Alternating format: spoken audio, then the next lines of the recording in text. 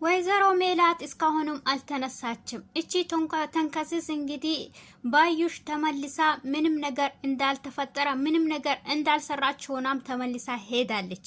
እሷ ግን ሴራዋ አሁን ባይጋለጥ መቼም መገላጡ አይቀርምና ተመልሳ ምንም ነገር እንዳልሰራ ሆና አሁን ግን አንቺ ከተነሳሽ እኔ ደፋሻለሁ ኢመኝኝ ወይም ሞተሽ በዚህ ተጋጋይ እንጂ አንቺ ከተነሳሽ ግን መቼም አለቅሽም በማለትም ዛቻዋን ትቀጥላለች።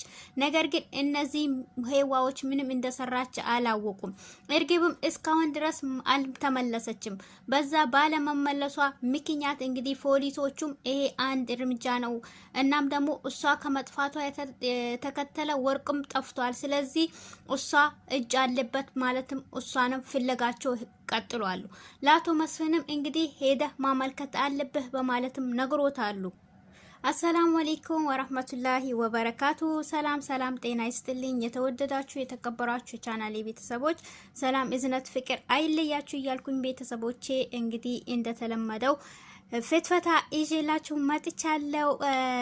አቶ ኖላዊ እንግዲህ ክፍል 90 ይዤላችሁ መጥቻለሁ ማለት ነው። ሆኖም ግን እንደምታውቁት የሀና እናት ሰሞኑን በደረሰባት እንትን እስካሁን ድረስ አልነቃችም ማለት ነው። እና ቪዲዮን ላይክ እያደረጋችሁ እሱን አብረን እንፈተፈታለን ማለት ነው። እንግዲህ ወይዘሮ ሜላት ትነቃለች ብሎ ልጆቿ በጉጉቱም ቢጠብቁም እስካሁን ግን ምንም የነቃች ነገር የለም። ባለፈው እንደምታስታውሱት ሀሲር ደም ሰጥቷት ነበር። ሀሲርንም ደም ሲባል እኔ አልሰጣትም ለዚህ ሴትዮዋ የሀናን አባት ምን እንዳረገቻቸው መሀል ላይ አስቀርታ እንዲሞቱ አስደርጋ ነበር። ስለዚህ አልሰጣትም በማለትም እሱም ተናዶ ትቷቸው ወጥቶ ነበር። ነገር ግን ያጠፋው ጥፋት ሳይሆን እሷ የሰራችው የእጇን ማግኘት አለባት ብሎ ስላሰበ ነበር። በመጨረሻም ግን አልቻለም። ለሀናና እንግዲህ ለሰላምና ለምናሴ ሲል ማለት ነው ደሙን ሰጥቶ ሴትዮዋ ተደርጎላታል። ሆኖም ግን ደም ከተደረገላትም በኋላ ደም ቢሰጣትም እሷ መንቃት አሁን አትችልም። ስለዚህ አቶ መስፍን ጠርታ ዶክተሯ አናግረው ነበር። እናም ደግሞ ለምንድን ነው የጠራሽኝ ሲላት ወይዘሮ ሜላት አሁን ግን መንቃት አትችልም። ስለዚህ አሁን መንቃት ማትችልበት ምክንያት ደሙ ቢሰጣ ራሱ ቶሎ ትነቃለች ብላችሁ አትጠብቁ። አንድ ቀን 3 ቀን ሳምንት 3 ወር 1 ወር ሊጨርስ ይችላል። ስለዚህ ቶሎ ላነቃ ትችላለች። እናንተ ደግሞ አትጠብቁ በማለትም ነግረዋለች። እንዲሁም ለሀናም ነግራታለች ማለት ነው። ልጆቹም ተራ በተራ እየገቡ ጠይቆ ሲያስቸግሯት ለሁሉም ለምናሴም ለሰላምም እንደዛ ብላ ነግራቸዋለች። ነገር ግን የሀና አባትና ሀና ከናታቸው ሆስፒታል ላይ ናቸው ማለት ነው። ሀናም እኔ ሳታይኝ ልጅሽ መሆኔን ሳታይኝ እና አትለይኝ፣ ስለዚህ እኔ ከዚህ ከሐኪም ቤት መቼም አልወጣም በማለትም ዶክተሯም ጠርታ ሀና እስቲ ራስሽን ተመልከቺ፣ በጣም እኮ ተጎተሻለ፣ ስለዚህ ሂጂና ልብስሽንም ቀይሪ ስትላት እምቢ አለቻት። እኔ መቼም አልወጣም፣ እናቴ ተሽሏት ከዚህ ሆስፒታል ሳትወጣ እኔ የትም አልሄድም። እኔ ብኖሩም ባኖሩም ምንም ጥቅም የለውም። አስበሽዋል? እኔን እኮ ሳታይኝ ልንለያይ ነው በማለትም ትነግራታለች። ዶክተሯም እኔም ይገባኛል፣ ስለዚህ አንቺ ያሳለፍሽው ነገር ብዙ ነገር ነው ሰምቻለሁ፣ ግን ነገር ግን ጠንካራ ጎበዝ ልጅ ነሽ በማለትም ዶክተሯ ምርጥ ዶክተር ነች ነግራታለች።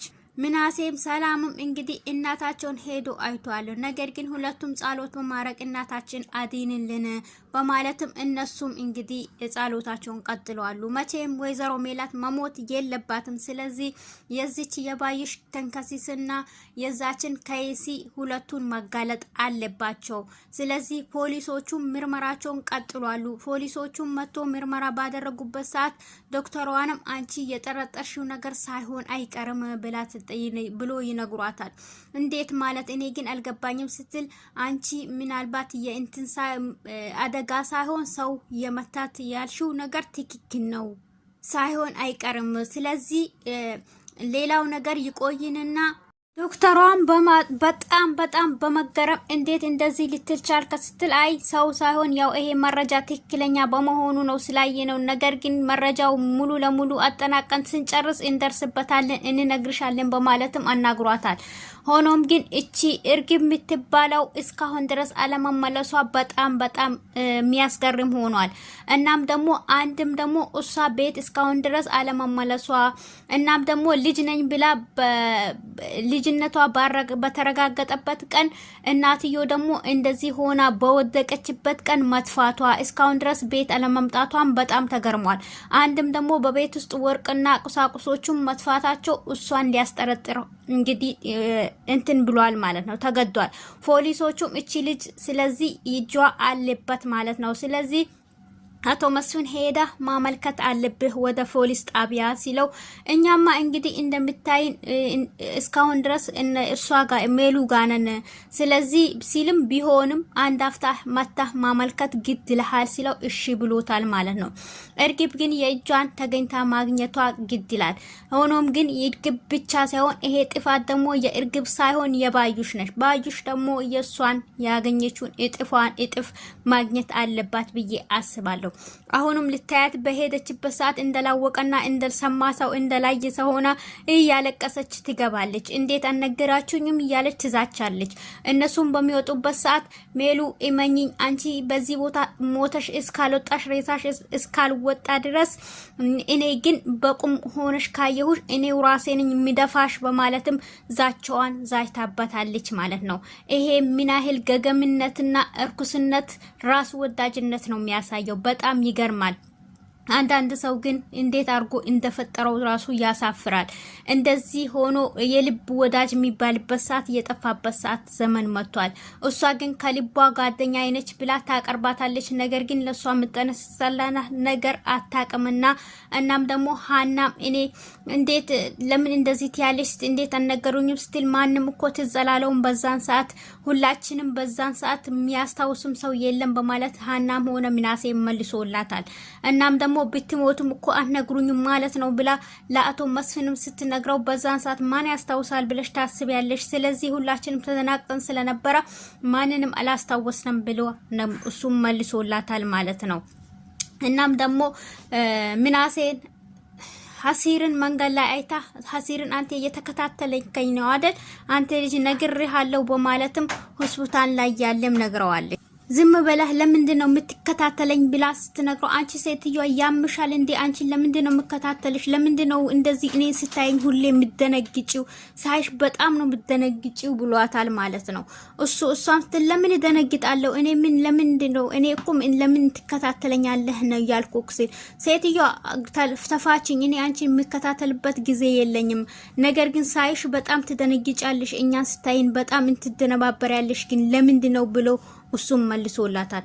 በዛን ሰዓትም እንግዲህ ተምቹም እኔ ሄጂ ሀናን ካልጠየኳት ብሎ ምና ሰላም ሀሲርንም ሲያናግረው ሀሲር አንተ ልጅ ያመሃል እንዴ? እነሱ እኮ ያቁሃል በእርግብ ፍቅረኛ ሆነ ስለሄድከ ያቁሃል፣ ስለዚህ አትሄድ ሲለውም አይ ሄጂ ሀና እንዲከፋት አልፈልግም መጠየቅ አለብኝ ብሎ ጠይቋት። ሊጠይቃት ሲገባም የሀና አባት ነበር።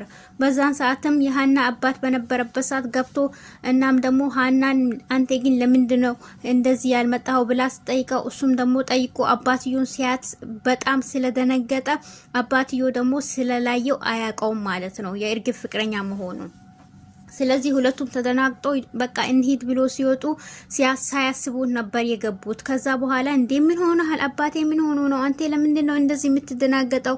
አባዬ ምን ሆነ? አንቺ ባክሽ ምን ማለት አባዬ ምን ይሆናል? ስለዚህ እኛ እንሂድ ብሎ እሱንም ሸኘዋል። በዛን ሰዓትም እንግዲህ ሀሲር እዚህ ተቀምጦ ሁለቱም አብሮ በቆሙበት ሰዓት ባዩሽ ትመጣለች።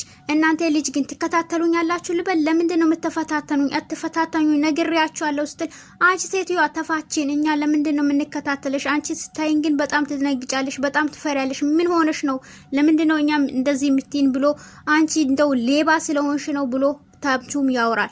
አንተ ተምቹ ተመታህ ነገር ለምንድነው እንደዚህ የምትላት? ማን ነው ሌባ? እኔ ነኝ ሌባ ብላ እንደላወቀ ሰው ስትልም አንቺ ነሽ ሌባ ብሎ መታ አርጎላታል ተምቹም የእርግብ ፍቅረኛ መሆኑን አታውቅም ማለት ነው።